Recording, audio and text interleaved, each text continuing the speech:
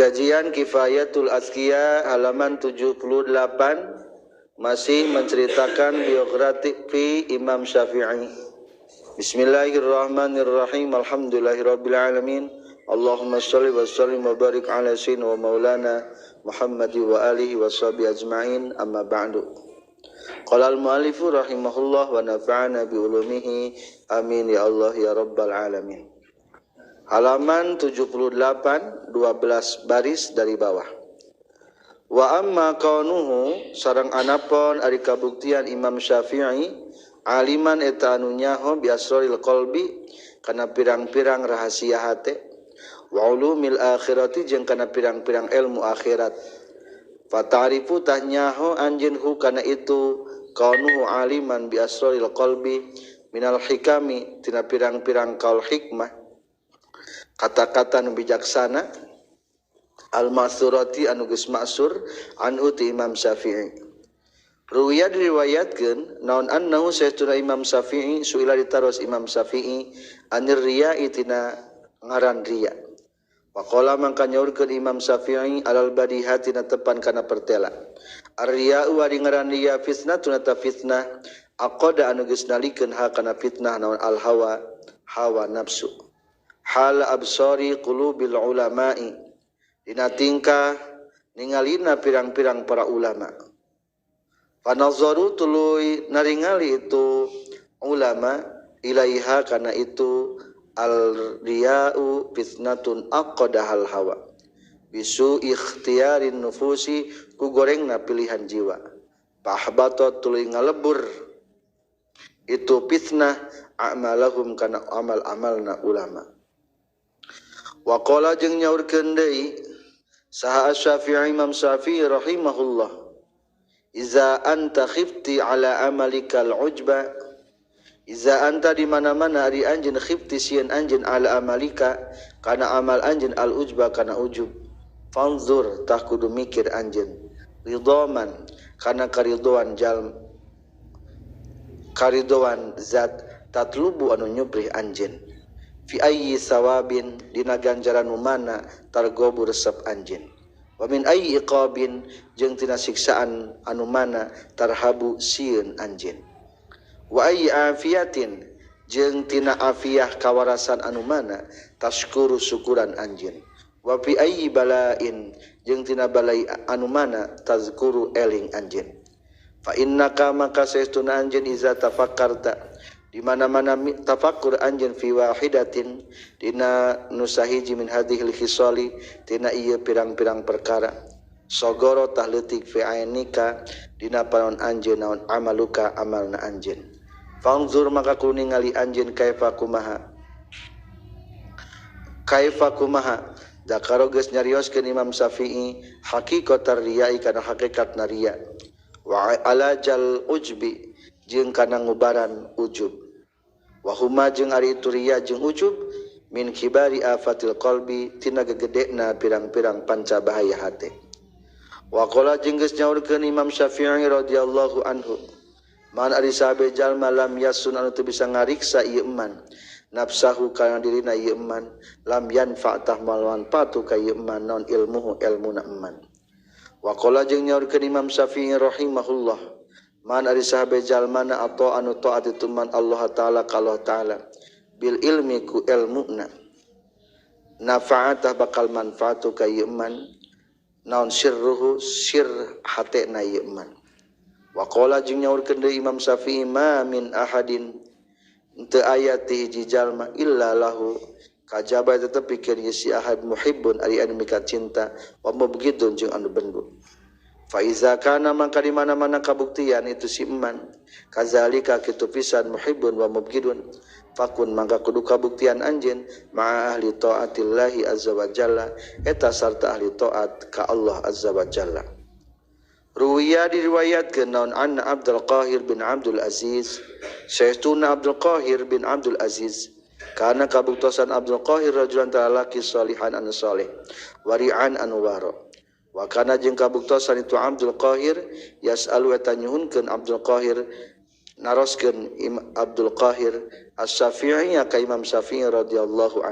an masaili fil wara'i tina pirang-pirang masalah hina wara.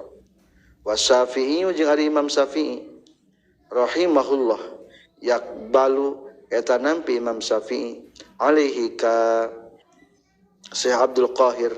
li wara'ihi kana kawarwanana Syekh Abdul Qahir. Wa qala jeung nyaurkeun sa Syafi'i Imam Syafi'i yauman dina hiji poe ayyuma afdalu ari anu mana eta leuwih afdal as-sabru nah eta sabar awil mihnatu atawa ujian awit tamkinu atawa ngongangkeun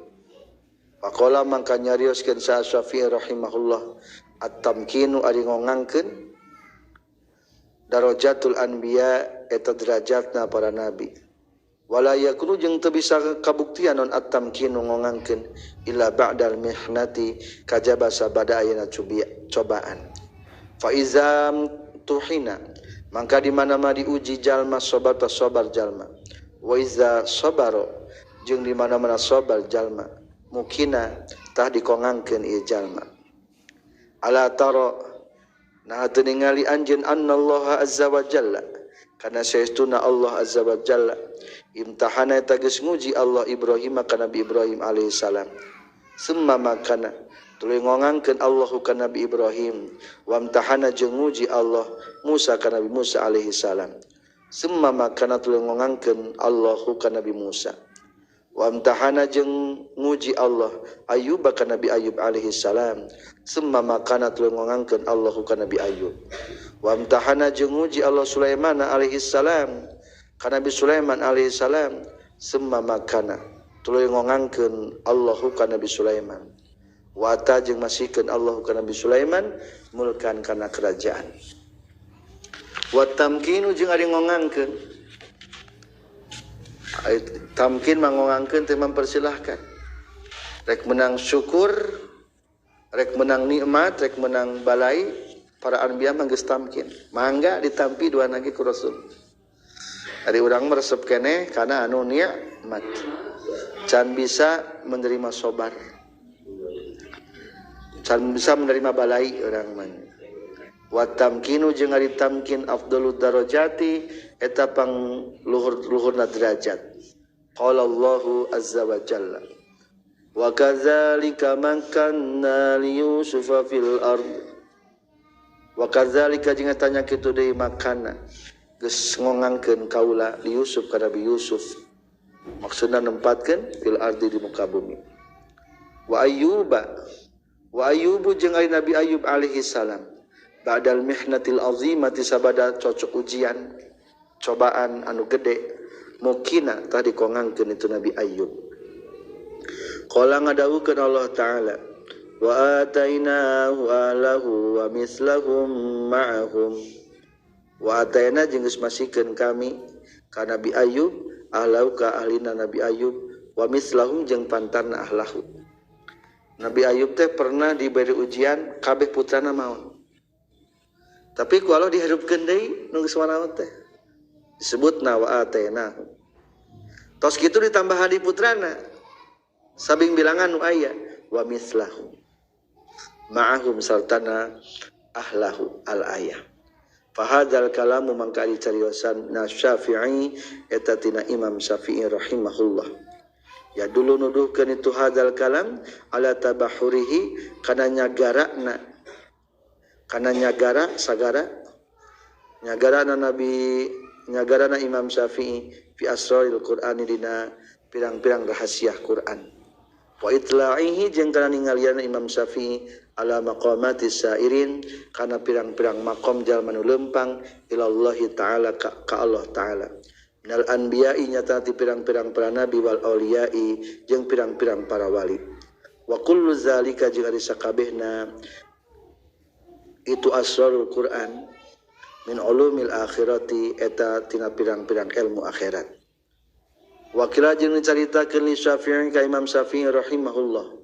mata yakunur rajulu aliman mata iraha yakunu kabuktian sa rajulu jalaki aliman tan uningan qala nyaurkeun Imam Syafi'i iza tahaqqaqa di mana-mana geus nyata ieu si rajul fi ilmin dina ilmu fa'alima tuluy nyaho ieu si rajul hukana ilmu wa turadu wa ta'arrada jeung di mana-mana geus narima datang itu si rajul lisairil ulumi kana sasana pirang-pirang ilmu farazara tuluy mikir itu si rajul fi maina perkara fata anu geus lepot itu mahu ka si rajul fa inda zalika tahdina nalikana itu fanazara fi ma fatahu yakunu kabuktian itu si rajul aliman eta nyaho liannahu karna satuna kalakuan jeung tingkah kila dicarioskeun li jalinus innaka ta'murul lidda'il wahid bil adawiyatil katsirah al mujma'ah he jalinus innaka saestuna anjeun ta'muru eta marentah anjeun lidda'il wahidi kana obat anu sahiji bil adawiyatil katsirah ku pirang-pirang obat anu loba al mujma'ah nu dikumpulkeun jalinus ahli kedokteran ditanya kunaon panyakit hiji loba obatna faqala mangka nyarios jalinus innamal maqsudu pastina aya maksud min hatina itu adawiyah wahidun eta anu sahiji wa innama yuj'alu jeung pastina dijadikeun ma'ahu saltana itu wahid naon garu salianti wahid litaskuna supaya yen cicing naon hiddatuhu sekeutna itu wahid li annal afroda karna saestuna pirang-pirang bagian qatala eta qatilun eta nu ngabunuh fahada mangkari kalamun minas syafi'i wa amsaluhu jeung pantar-pantarna yeza mimma nyata tina perkara la yusanu teu bisa kaitung itu mah ya dulu nuduhkeun itu mah ala uluwi rutbatihi kana luhur martabatna Imam Syafi'i fi ma'rifatillahi ta'ala dina ma'rifat ka Allah ta'ala wa ulumil akhirati jeung kana pirang-pirang ilmu akhirat wa amma iradatuhu jeung anapun ari ngamaksudna Imam Syafi'i bil fiqh ku ilmu fiqh wal munazarati jeung ku munazarah fi na fiqh wajhallahi ta'ala kana kariduan Allah ta'ala fayadulu tagis nuduhkeun alaihi kana itu iradatu bil fiqhi naon ma perkara ruwiya riwayatkeun itu ma'anhu ti Imam Syafi'i annau satuna Imam Syafi'i kala nyurkeun Imam Syafi'i wadan tu anna nasa tafaqu bihadzal ilmi wadatu resep kaula anna nasa kana satuna jalma-jalma intafa'u ngalap manfaat itu jalma bihadzal ilmi kana ieu ilmu waman jeung kana perkara nasaba nu pantes itu ma wama nasaba jeung teu pantes ilaya ka kaula non saeun hiji perkara minhu tina ieu hadzal ilmi fangdur maka ku ningali anjeun kaifa kumaha ittola'an ningalikeun Imam Syafi'i ala afatil ilmi kana bahayana ilmu wa talabil ismi jeung nyuprihna ngaran lahu pikeun itu ilmu wa kaifa jeung kumaha kana geus kabuktosan Imam Syafi'i munazzahal qalbi tam dibersihkeun hatena anil iltifati tina ngalieuh melirik ilaihi kana ieu hadal ilmi mujarradun niyati anu kosong niatna fi na ieu hadal ilmi liwajhillahi ta'ala pikeun kariduan Allah ta'ala wa qala jeung nyaurkeun sa Syafi'i radhiyallahu an ma nazartu teu ningali kaula ahadan ka salah saurang qatun sama sakali fa ahbabtu tuluy mika cinta kaula ayukhti akan yen salah itu si ahad wa qala jeung ngucapkeun itu si ahad makallamtu ahadan makallamtu teu pernah ngucapkeun kaula ahadan ka salah saurang qatun sama sakali ila makalam tu ngomongan tenyaritaan kaula ahadan ka salah saurang qatun sama sakali illa ahbabtu kajaba mika cinta kaula ay wafaqa kana yen taufikan tu si ahad wa yusaddada jeung dibenerkeun ieu si ahad wa yu'ana jeung ditulungan ieu si ahad wa yakuna jeung kabuktian alaika ieu si ahad naon riayatun pangriksa minallahi ta'ala ti Allah ta'ala wa hifdun jeung penjaga ti Allah Wa ma kallamtu jeung teu pati-pati ngomongan kaula ahadan ka salah saurang qatun sama sakali illa ahbabtu. Wa ma kallamtu jeung teu pati-pati ngomongan kaula ahadan ka salah saurang qatun sama sakali wa ana bari ari kaula ubali eta merduli kaula ayyubayyina kana ngajelaskeun insyaallah Gusti Allah al haqq kana haq ala lisani kana lisan kaula aw ala lisani atawa kana lisana ya si ahad. Qala nyaurkeun Imam Syafi'i ma auradul haqq wal hujjah ala ahadin ma auradu teu ngaladatangkeun kaula al haqq kana haq wal hujjata jeung kana hujjah ala ahadin ka sahiji jalma wa qabala tu nampa itu si ahad hakana tu hujjah min itu kaula illa hibtu kajaba haibah ajrih kaula hukaya si ahad wa taqaddu jeung ngaitikadkeun kaula mahabbata kana cintana ya si ahad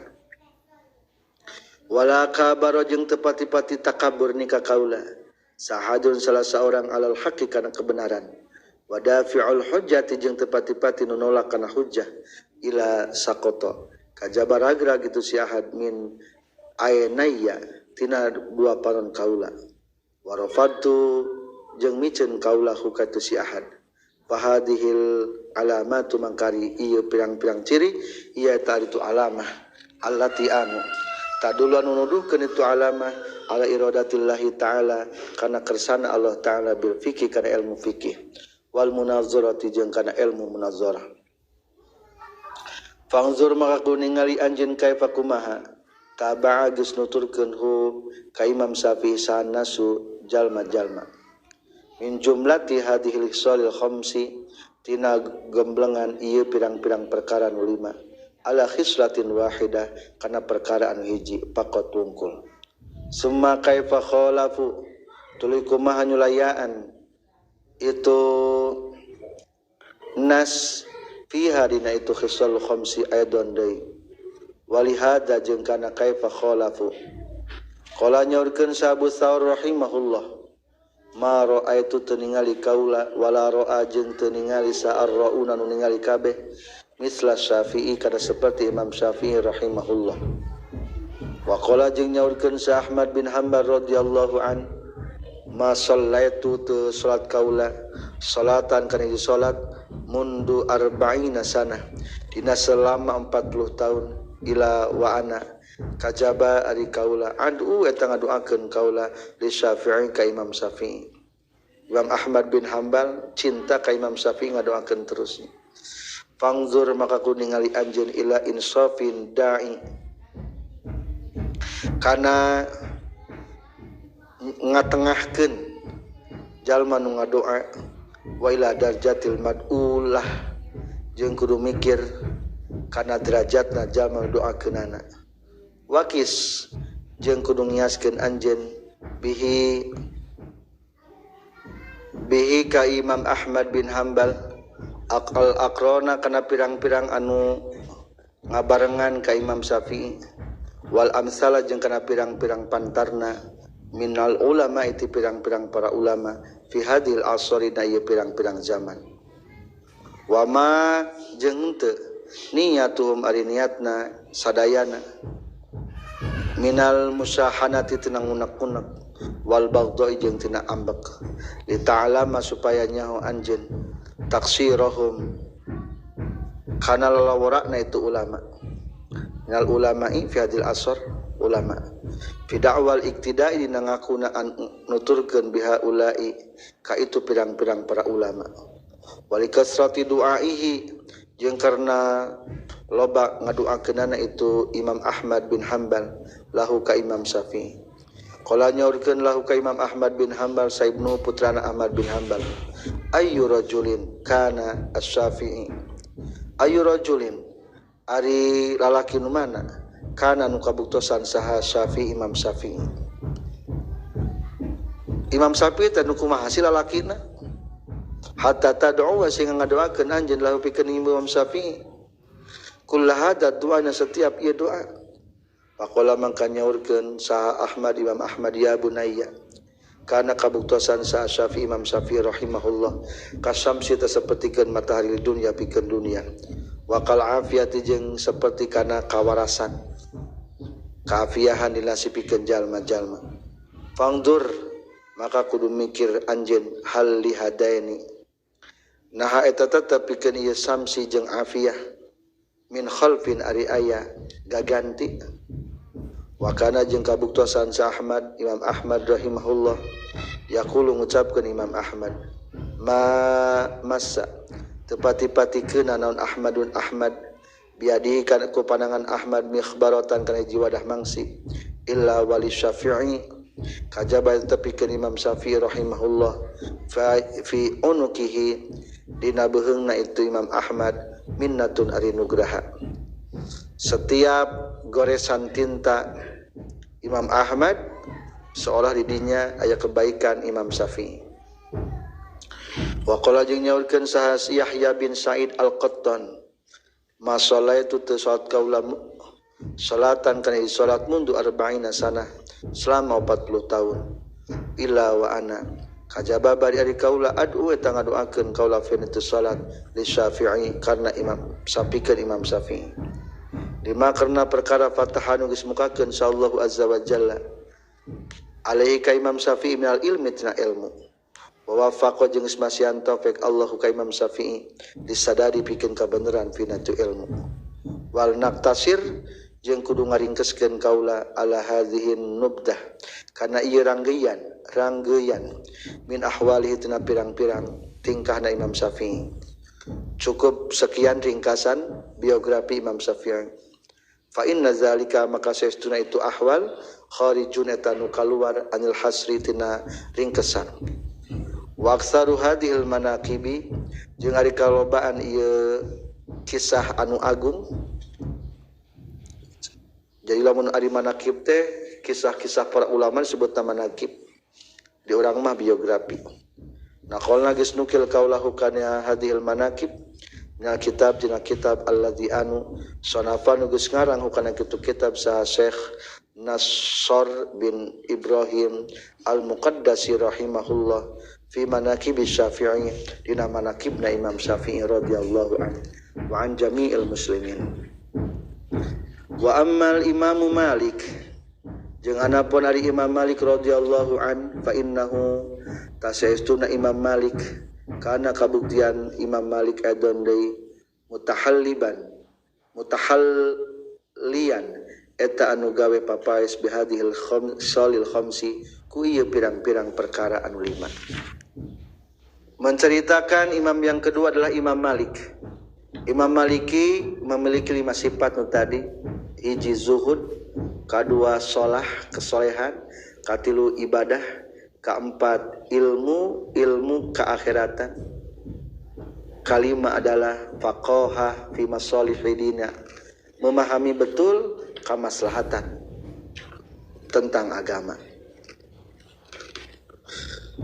Fa innahu man kasaistuna Imam Malik fa innahu satuna kalakuan jeung tingkah kila dicaritakeun laupikeun Imam Malik. Ma taqulu ya Malik fi talabil ilmi. Ma ari naon perkara taqulu nu ngucapkeun anjeun. Maksudna mah kumaha pendapat anjeun ya Malik wahai Malik fi talabil ilmi dina masalah nyupri ilmu.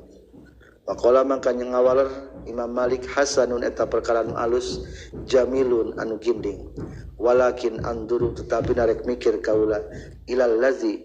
kana anu yalzamu anu misti yalati ka anjeun. Min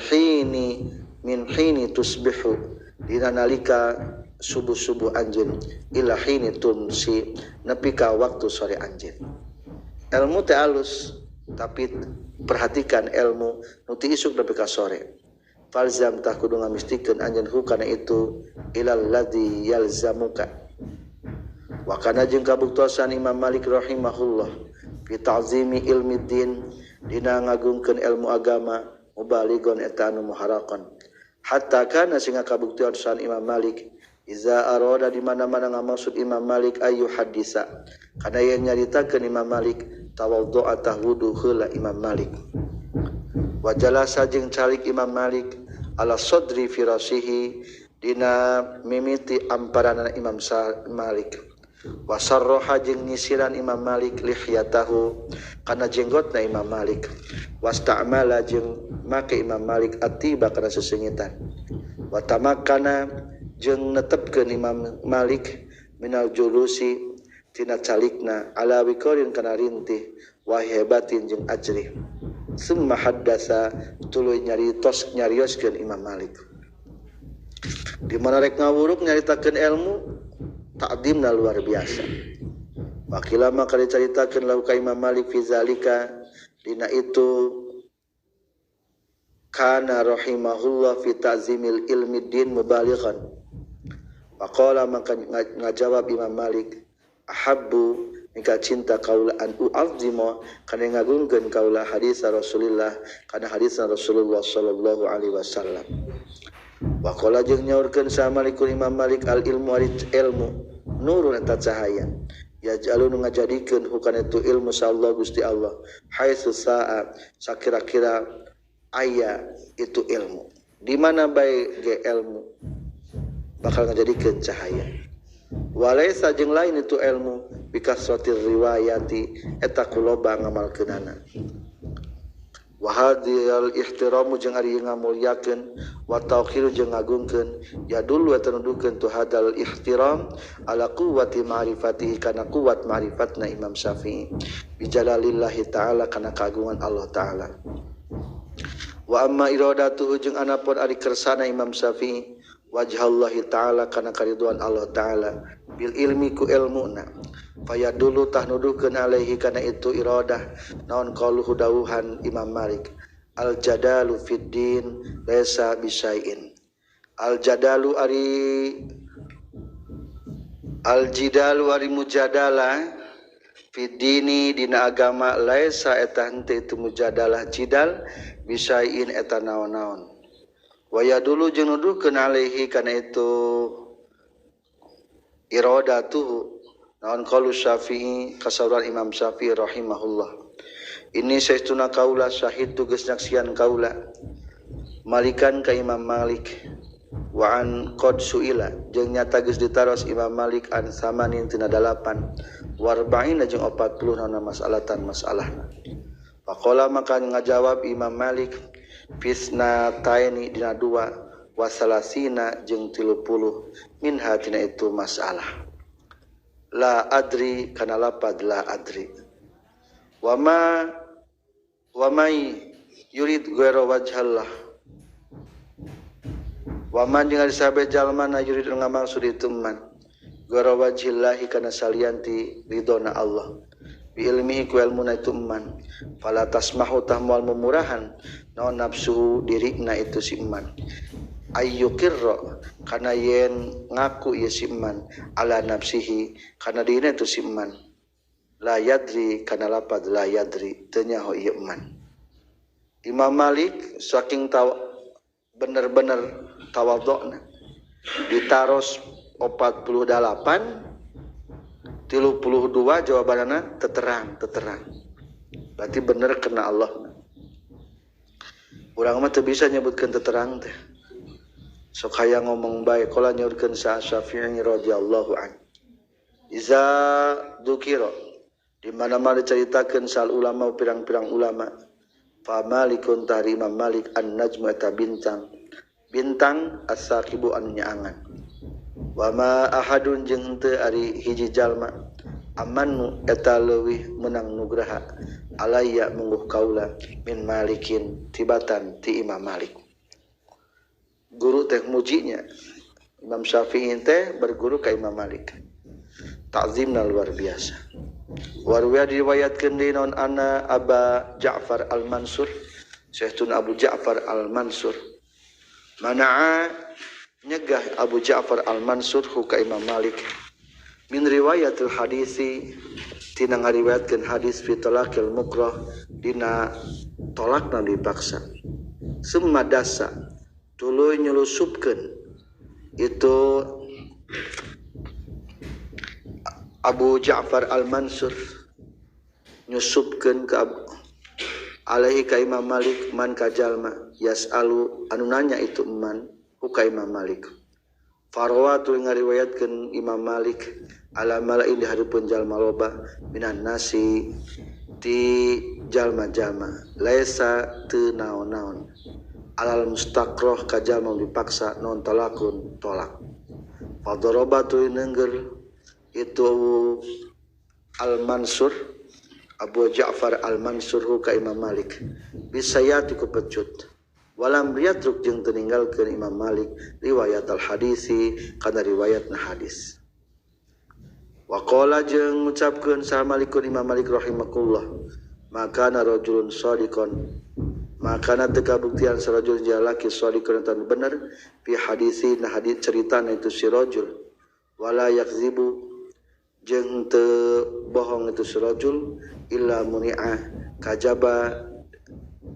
illa matta'a ila mutti'a kajaba bakal dibubungah ieu si rajul bi aklihi ku akal itu si rajul walam yusib jeung moal keunah ka si rajul mal harami sarta napikeun naon afatun bahaya wala khurfun jeung henteu bahaya ruksakna akal. Wa amma zuhduhu jeung anapun ari zuhudna Imam Malik fi dunya di dunia paya dulu tanuduhkeun alih kana itu zuhduhu naon ma perkara ruya diriwayatkeun itu ma annal mahdi saestuna al mahdi amirul mukminin tegasna amirul mukminin saala naroskeun al mahdi hu ka Imam Malik faqala maka nyaurkeun itu al mahdi lahu ka Imam Malik hal laka min darin nah eta tetep pikeun anjeun min darin ari imah faqala maka jawab Imam Malik la walakin ahaditsu tetapi nanganyar rek nyaritakeun kaula ka anjeun sami tunguping kaula ka Rabi'ah bin Abi Abdurrahman yaqulu nasabul mar'i ay nasabna jalma daruhu eta imahna itu si mar'i wasala jeung nanyakeun deui ka itu si Imam Malik saha Ar-Rasyid Syekh Ar-Rasyid halaka darun nah tetep pikeun anjeun ari imah faqala maka ngajawab Imam Malik la henteu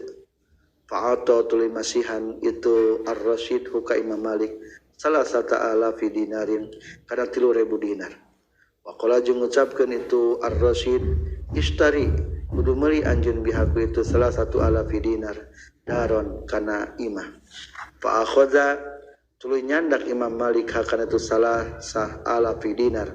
walam yunfik tuluy teu nganapakahkeun teu ngainpakeun maksudna mah teu ngagunakeun Imam Malik hakana eta salah satu alaf kalah teu dibelikeun kana imah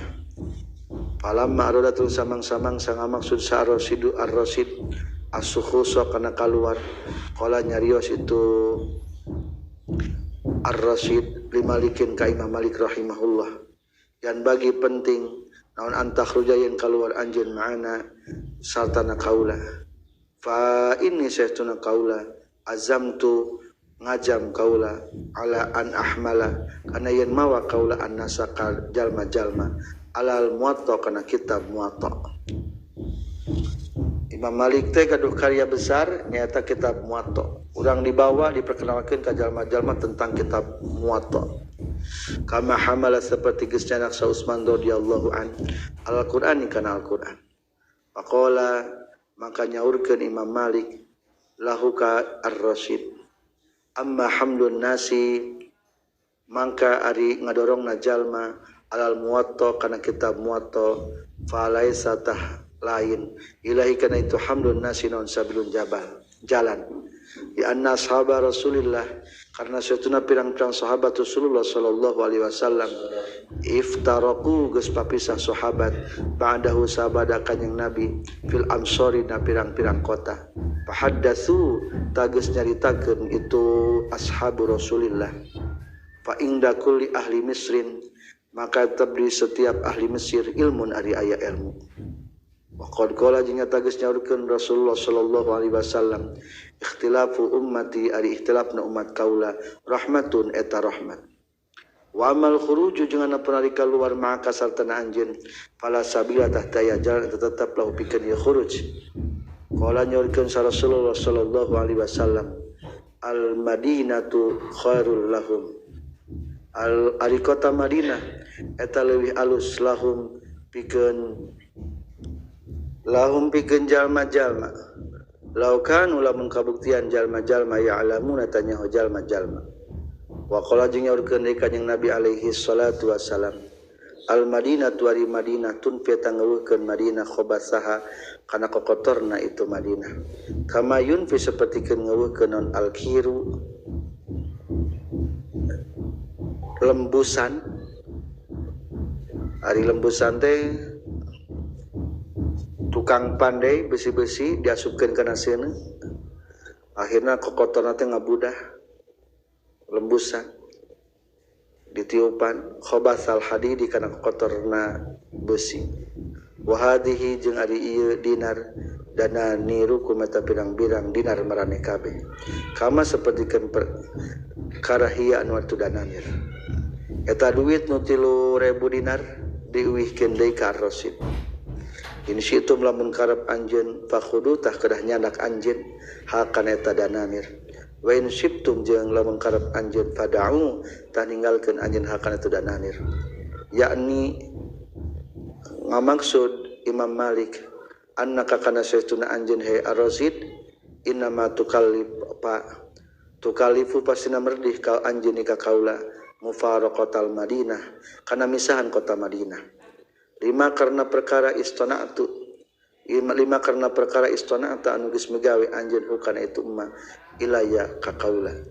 fala usiru maka moal milih kaula ad-dunya kana dunya ala Madinati Rasulillah ngelehkeun kana Madinahna Rasulullah sallallahu alaihi wasallam fahakaza maka sapertikeun kieu pisan utos carioskeun kana kabuktosan non zuhdu malikin zuhudna Imam Malik fi dunya di dunya walamma humilat jeung samang-samangsa dicandakeun ilahi ka Imam Malik naon al amwalu katsira pirang-pirang harta nu loba min atrafid dunya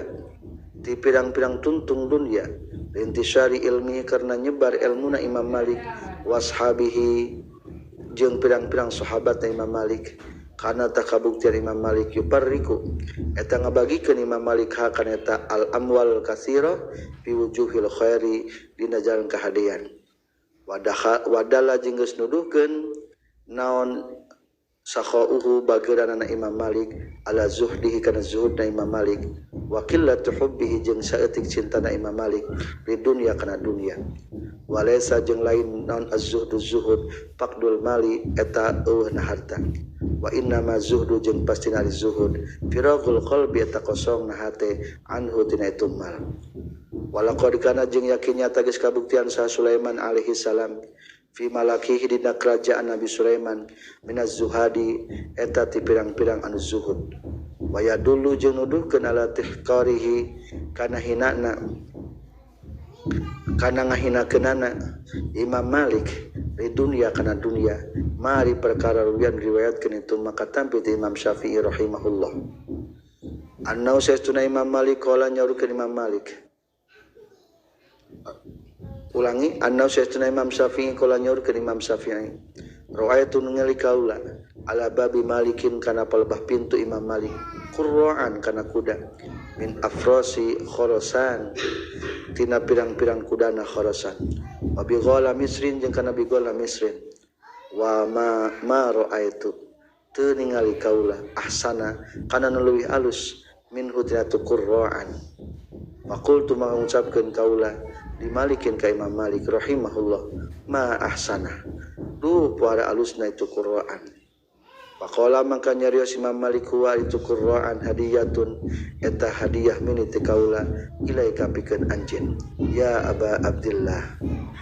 faqultu mengucapkeun kaula da kudu ngantepkeun anjeun dinapsika pikeun diri anjeun minha tina itu qurra'an dabatan kana sato tarkabu numpakan anjeun hakana itu dabah faqala maka nyaurkeun Imam Malik ini saytuna kaula astahiyata isin kaula minallahi ta'ala ta'ala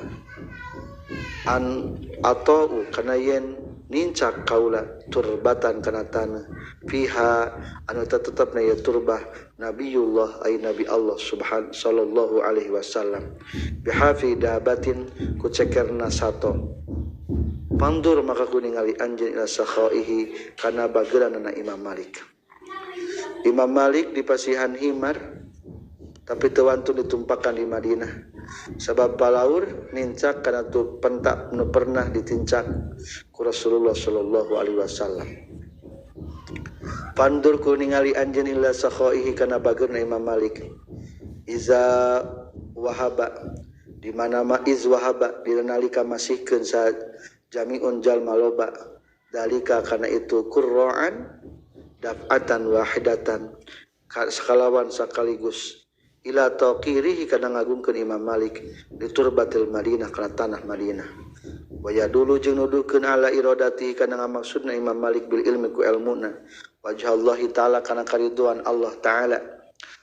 wastihqarihi jeung ngahinakeunana Imam Malik li dunya kana dunya ma kana perkara riwayatkeun itu ma'an huti Imam Malik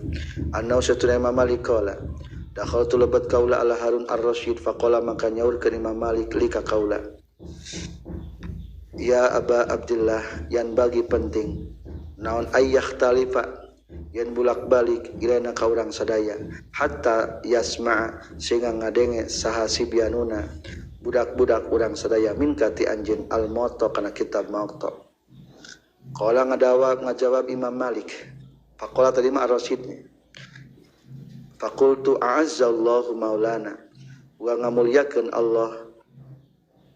pangeran urang sadaya al-amira ka amir inna hadzal ilmu saytuna ilmu minkum timarana kabeh kharrajun eta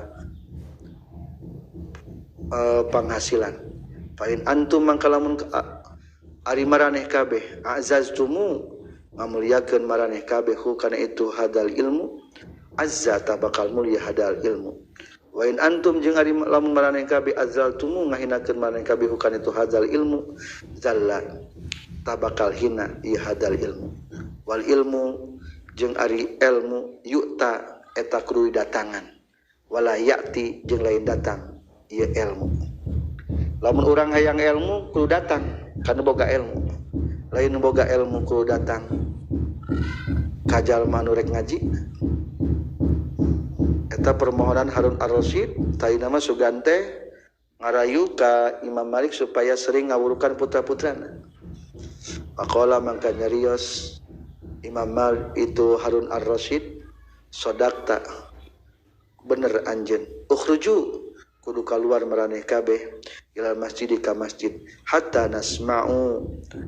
tasma'u sehingga ngadenge maraneh kabeh ma'ana sisatana jalma-jalma. Alhamdulillahirabbil alamin.